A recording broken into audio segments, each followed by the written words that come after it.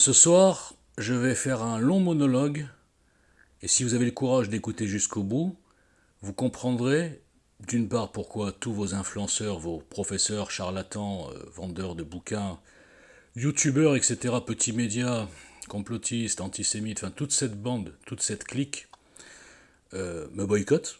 Je pense que vous le comprendrez. Et surtout, vous comprendrez à quel point ils vous prennent pour des cons. Voilà. Alors, je vais commencer déjà par un article qui vient de sortir d'aujourd'hui ou d'hier, où on apprend, mais bon, on le savait, que Soros, le diable numéro 2, juste derrière Schwab, ils ont quand même les gueules de l'emploi, hein, bon, eh bien, financer les manifestations pro-palestiniennes, ils financent tout ce qui est pro-palestinien et anti-Israël. Alors déjà, on peut se demander, Comment? Qu'est-ce que j'apprends? mais comment? Qu'est-ce que j'apprends? On m'a toujours dit que Soros était juif, qu'il faisait partie de la caste des mondialistes, sionistes, khazars, etc. Mais je comprends pas, mais pourquoi il finance des trucs qui sont contre Israël? Donc il finance ça, comme il a financé à l'époque les manifestations pour foutre le bordel, pour faire perdre Trump avec les BLM, comme il finance les wokistes, les féministes, tout ce que les homosexualistes, les LGBT, pardon, je me suis trompé de mot, et comme il finance tout ça. En fait, c'est un diabolique, ce type-là, et son fils a l'air d'être pire, qui a décidé, c'est un mégalomane, on peut appeler ça comme ça, qui a décidé de faire, excusez-moi le terme, de foutre le bordel partout. Mais surtout, son idéologie, c'est la gloire des minorités et la destruction des nations. Et de préférence, bien sûr, vous l'avez compris, occidentale et chrétienne. En l'occurrence juive, mais on y viendra après. Donc vous avez compris, je pense, là-dessus il ne se trompe pas, les Schwab, les Gates, les Soros, les Zuckerberg, même s'il a un nom juif, vous verrez pourquoi, c'est comme iceberg, hein, iceberg, la montagne, je ne sais pas si les montagnes sont juives, bon, bref, non j'arrête de rigoler. Bon, je continue. Toute cette équipe-là, de malades mentaux, sont bien sûr guidés par un plan. Le plan du grand reset, le plan que moi je surnomme des globalo-fascistes, qui s'est décidé à Bilderberg, à Davos, au Forum économique mondial, d'accord. Vous savez, les grands messes, là où c'est un peu secret, et c'est tous les grands hommes qui sont tous déplacés et des corrompus à 90%, qui se cooptent et qui réfléchissent comment on va faire pour mettre le monde comme on le veut. Le monde qu'ils veulent, vous l'avez compris, c'est un monde où la pédophilie ne sera pas un crime, où l'homosexualité sera vraiment diffusée, hein, on voit la promotion, où il n'y aura plus de nation, ça on l'a déjà dit, il n'y aura plus aucune identité, il n'y aura plus de spirituel, vous l'avez compris, intelligence artificielle, robotisation, surveillance, donc plus spirituel, plus de religion, hein, ça sera la religion, le mondialisme, enfin j'avais un nom mais je l'ai oublié. Et pour diffuser cette religion, ils ont des prêtres. Hein. Ils ont des prêtres qui diffusent cette religion matérialiste, qui est ultra minoritaire dans le monde, hein, si on interroge les peuples au hasard. Voilà, vous voulez ça, ça, ça, machin, vous voulez l'avortement jusqu'au 9e mois, j'exagère à peine. Vous voulez qu'on puisse faire la GPA, la PM, enfin bref, vous voulez tout ça. Vous voulez que vos enfants leur apprennent, on leur parle de sexe à la maternelle. Et on leur parle de sexe, en plus on envoie des transgenres pour leur parler de sexe. Vous voulez tout ça? Les gens diraient, mais ça va pas ou quoi? Bon, bien sûr, des gens normaux quoi. Parce que je vous le garantis, on ne dirait pas le monde est fou. Mais 80% des gens, à mon avis, sont normaux. Bon. Mais eux sont pas normaux. Mais comme ils détiennent, ils ont un monopole des médias mainstream, ça je crois que vous l'avez compris, ils ont une puissance financière démesurée, puisqu'ils ont tous les patrons de grandes multinationales, de grands escrocs, de grands empoisonneurs de la planète, je ne vais pas dire la marque, mais vous avez compris, sinon je vais encore me faire suspendre.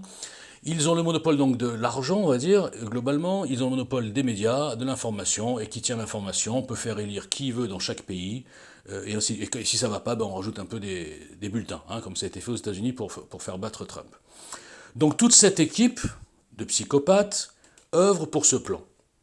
C'est un plan qui est annoncé quasiment en toutes lettres dans le grand reset de Klaus Schwab. Hein. Moi, je compare ça à Mein Kampf. Hein. Hitler avait annoncé son plan. Les mecs ont dit, ouais, ça va, il était en prison quand il a écrit. Après, il dit, ouais, c'est bon, c'est un fou, laisse tomber. Et puis, le fou laisse tomber au fur et à mesure. Il a commencé à convertir des gens, il a commencé à passer une propagande infâme, un petit peu comme celle que propagent les Palestiniens, hein, et l'islam globalement, qui atterrira finalement sur qui? Sur qui? Sur qui? Sur qui? Sur la gueule des Juifs. En fin de parcours, il y a toujours les Juifs à la fin. Bon. Et donc, Mein Kampf, le grand reset, et donc voilà, donc le plan c'est ça. Donc une fois que vous avez compris ça, vous comprenez, mais tout ce que je vous dis, je sais que vous le savez, hein, c'est la suite qui va être étonnante. Donc une fois que vous avez compris ça, vous avez compris pourquoi on nous noie sous l'immigration inassimilable, pourquoi on nous noie, et puis la majorité bien sûr musulmane, alors moi j'ai rien contre les musulmans au sens large, mais à un moment donné la France c'est la France, l'Europe c'est l'Europe, il y a 62 pays musulmans, et bien voilà, quoi, à un moment donné, s'ils veulent vraiment exercer leur religion de manière radicale, hein, comme on le voit dans les républiques islamiques, etc., ben, qu'ils aillent vivre chez eux.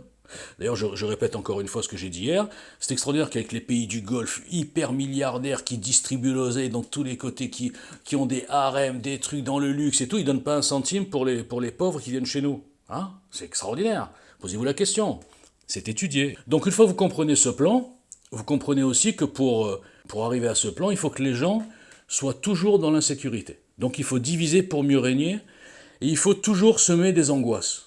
Hein, l'angoisse de la santé, le climat, l'alimentation, la guerre, l'Ukraine. Vous avez vu qu'il n'y a plus de guerre d'Ukraine grâce au Hamas. Merci le Hamas. Grâce au Hamas, il n'y a absolument plus rien en Ukraine. Poutine est en train de faire ce qu'il veut. Il a fait un contre-feu, enfin il a participé à mon avis à l'ouverture d'un deuxième front, et maintenant il est peinard, plus personne ne parle de l'Ukraine. Donc il faut semer le chaos, etc. Donc c'est ce qu'ils font. Soros, c'est sa mission, de semer le chaos dans toutes les sociétés avec justement des manifestations, des revendications sociétales, etc. Donc ça, vous l'avez compris. Ensuite, en parallèle, il y a le plan de l'islamisation. Alors le plan de l'islamisation, comme je l'ai dit, moi à la rigueur, je le respecte plus parce qu'il est franc, clair et net. Il est écrit dans le Coran, il est écrit à l'OCI, il est écrit partout. Bon. La différence avec le plan précédent, c'est que ce plan-là vise à islamiser quelque part le plus possible de terre. Voilà. Donc les grands penseurs de ce plan affirment que quand l'islam arrive quelque part, au début, discretos, on est gentil, machin, rien, et puis une fois qu'on arrive à un certain pourcentage de la population, eh bien on peut lâcher les chevaux, si j'ose dire, et peu à peu conquérir. Alors attention, petite parenthèse, je vous répète que ma femme est musulmane, hein, j'ai beaucoup d'amis musulmans. C'est pas du tout ce dont je parle là, c'est pas du tout à titre individuel. Hein, c'est pas le musulman qui se lève le matin et dit je veux conquérir la France. C'est pas du tout comme ça que ça se passe. Les musulmans sont instrumentalisés en leur faisant monter la rage, ça c'est fait exprès, pour qu'après, quelque part, ils jouent pour le plan de l'islamisation, mais sans avoir prémédité, etc. Ils sont pas nés en disant on va conquérir la France. D'accord ? Et c'est pareil pour les juifs d'ailleurs, hein. Il y a certains juifs qui manipulent d'autres juifs, et c'est pareil pour tous en fait, c'est pas que pour les musulmans. Mais ce que je vais vous expliquer, c'est que ce plan de l'islamisation, eh bien si vous regardez bien, les décisions politiques qui ont été prises par l'Union européenne, par la France, par nos politiciens depuis 30 ans, facilitent ce plan. Puisque je vous rappelle qu'on nous a gavés d'attention, antiracisme, diversité, on n'a pas le droit de sortir un drapeau français, sinon on est facho. Par contre, les drapeaux palestiniens, algériens et tout, là c'est vrai, c'est humaniste. Et en plus, ils sont pas dans leur pays, enfin c'est un truc de fou. Bon, mais il y a plein d'exemples qui démontrent, même la justice laxiste. Hein, la justice laxiste, c'est quoi le but ? C'est justement de laisser une dose d'impunité à une certaine population qui va aller de plus en plus loin. Et à la fin, le français, façon de parler, le français, il est dans son pays, se sent étranger, il y a des endroits, il peut même plus rentrer dans un quartier ou quoi, et il marche à tête basse. Vous avez compris que je schématise toujours, hein. C'est un peu des sketchs que je vous fais en ce moment. J'ai décidé de me détendre un peu, j'en ai marre d'être sérieux, donc maintenant je rigole un petit peu. Donc le français, machin, il se sent plus chez lui. À la fin, il dira oui, non, ouais, le voile, ouais, la burqa, tout ce que vous voulez, non, la burkini, bien sûr, sans problème. À l'école, mais bien, à la maternelle aussi, il n'y a pas de problème. On va apprendre l'arabe, on va plus parler de la Shoah, pas de problème. On parlera de l'esclavage, et c'est les blancs qui ont fait l'esclavage, les noirs ils sont pour rien, pas de problème. On va faire tout ça, les gars. Ah oui, il a pas envie de se faire égorger, le mec. On parle pas des passages bizarres du Coran. Non, ok, d'accord, on arrête tout. Voilà. Donc ça s'appelle la conquête psychologique. Et ce que je veux vous dire par là, c'est que le plan numéro 1 instrumentalise l'islam en sachant que c'est une arme fatale pour détruire les nations chrétiennes de l'intérieur, occidentales chrétiennes de l'intérieur. Quand vous voyez des manifestations monstres, 10 000, 20 000, machin, qui crient Allahu Akbar, etc. Est-ce que vous imaginez une seconde science-fiction, imaginons qu'il y ait beaucoup de chrétiens dans les pays musulmans, alors qu'on sait qu'ils sont pas du tout racistes, hein, c'est nous les racistes, je vous rappelle, mais chez eux, il n'y a pas de chrétiens. J'exagère à peine, hein, bon. Mais imaginez, on rigole un peu, des manifestations plein de juifs, oh, les juifs, j'en parle, non, oublions les juifs, plein de chrétiens, Jésus et tout, Sainte Vierge, etc., ils passent avec la croix, ils crient contre... Mais combien de temps il resterait dans la rue. D'abord, ils se feraient lyncher par les gens, qui eux n'ont pas peur. Et deuxièmement, la police dirait, vous êtes gentils, ici c'est l'Arabie Saoudite, ou ici c'est le Maroc, ici c'est l'Algérie, messieurs, dames. Donc vos trucs là, on vous respecte, vous allez dans vos églises, chez vous, mais vous faites pas ça chez nous, quoi. Vous faites pas ça dans nos rues, hein. Vous allez faire ça ailleurs, vous avez qu'à aller en Europe. Voilà ce qu'il leur dirait. J'exagère même pas. Donc voilà. Donc le plan numéro 1 instrumentalise le plan numéro 2, et comme je l'ai expliqué l'autre fois, mais personne ne m'écoute, donc je ferai un article écrit, c'est mieux, eh bien les deux plans ont un intérêt à faire diversion et à pointer, alors les deux, ils pointent, enfin les deux, non pardon, le plan numéro 2 pointe le sionisme. Le sionisme, aujourd'hui, c'est devenu un truc qu'on peut tout mettre dedans. Le satanisme, le mondialisme, etc., etc. Et le plan numéro 1, eh bien lui, comme il y a des francs-maçons dedans, etc., tout le monde s'organise pour mettre toujours un juif devant, et pour faire semblant, ils le disent pas, alors eux, ils sont quand même plus pervers. C'est pour ça que moi je préfère l'islam là-dessus, hein, au niveau du plan, au moins ça y va direct, quoi. Et ils disent, non, on défend les juifs, etc., mais en fait, ils font tout pour que tout le monde pense que c'est les juifs. Et les dindons de la farce, ce sont les juifs. Et le pire de tous, c'est que les gens sont tellement idiots, là j'ose le dire, parce qu'ils sont bien sûr gavés par les Soral, Indy, Hilar, toute une clique, je répète que j'ai plié, mais c'est pour ça qu'ils me fuient tous, qu'ils leur expliquent qu'en fait Israël est le centre du monde. Ils leur expliquent, oui, comme Jacques Attali dans une interview il y a 10 ans, il a dit oui. Même si on peut imaginer, rêver d'un Jérusalem devenant capitale de la planète, qui sera un jour unifié autour d'un gouvernement mondial. C'est un joli lieu pour un gouvernement mondial. Bah oui, si Jacques a dit, c'est comme le jeu. Si Jacques a dit, c'est que tout le monde entier travaille pour assouvir le fantasme de Jacques. Hein ? Je le répète encore une fois, le sionisme est un nationalisme juif. Ce que fait Netanyahou va à l'encontre du plan du Grand Reset. Netanyahou est un ennemi d'Harari, est un ennemi de Schwab, est un ennemi de Soros, est un ennemi d'Attali. Moi, je suis totalement contre la politique de colonisation. Je pense qu'un des Là, vous parlez du gouvernement Netanyahou. Je pense que Netanyahou est un des pires ennemis de la survie de l'État d'Israël. Je pense qu'il devrait être en prison. Il est un ennemi même de Bernard-Henri Lévy. Tous les gens que nous connaissons qui travaillent au plan numéro 1 sont des ennemis de Netanyahou. Parce qu'ils veulent pas de nation. Ils veulent ni en Israël ni nulle part. Ils veulent un truc mondial. Donc s'il y a un petit pays tout petit qui dit nous on veut défendre notre nation et notre identité, ça devient les ennemis. Donc tous ceux qui essayent de mélanger le sionisme pour faire croire aux gens qu'Israël et les sionistes et les juifs sont dans le plan mondial, ou ils sont idiots, je crois qu'ils sont plutôt idiots d'ailleurs, ou ils sont pervers, mais ils n'ont rien compris.